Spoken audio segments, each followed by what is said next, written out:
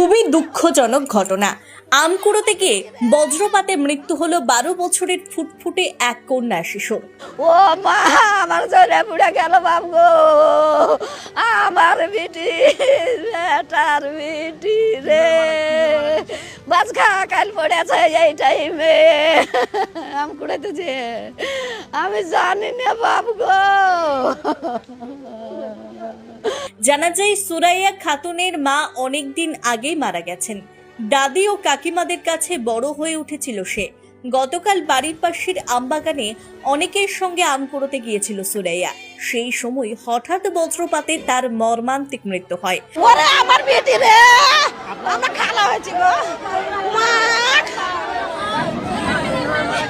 ওই আমকুড়াতে যাইছিল যে বাজ পড়ে পড়ে আছে।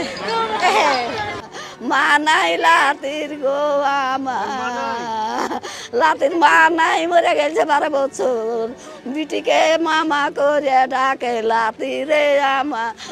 ওই বাজ পড়ার পরেই আপনার হচ্ছে কি মালাটা গলায় ছিল, গলা একবারে পুঁততে বসে গেছে। বাজটা পড়ার সঙ্গে সঙ্গে ছেলে উবুড় হয়ে পড়েছিল, আর সাইডের মাটিটাও ফাটে গেছে। তো যেখানে ছেলে পড়েছিল সাইডের মাটিও পড়া আছে, এই খাই হটে গেছে, বড় হয়ে মানে খাদ হয়ে গেছে জায়গাটা। আজও চারিদিকে ঝড় বৃষ্টি ও বজ্রপাতের পরিস্থিতি চলছে। এরই মাঝে সম্পন্ন হচ্ছে তার শেষকৃত্যের কাজ। মাত্র 12 বছরের সুরাইয়া খাতুনকে হারিয়ে দৌলতাবাদ থানার 6ঘড়ি পশ্চিমপাড়া এলাকা জুড়ে নেমে এসেছে শোকের ছায়া। আমকুড়াইতে গেছিল, একজনের গায়ে পড়েছিল তাই মারা গেছে, অন্যজনের কেউ কিছু হয়নি। ছিল মেলায় ছিল 15-20 জন হবে। মেঘে ঝড়ের আকৃতি নেই, ঝড় হালকাই হয়েছে, তারপরে বিকটভাবে আওয়াজ হয় বাড়ির পাশেই বাগানে,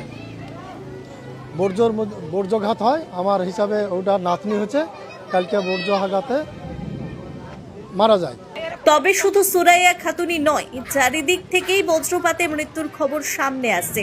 তাই গ্রীষ্মকালে ঝড় বৃষ্টি শুরু হলে বাড়ির ছোট ছোট ছেলে মেয়েদের বাইরে যেতে না দেওয়ার জন্য সকল অভিভাবকদের প্রতি বিশেষ অনুরোধ রইল।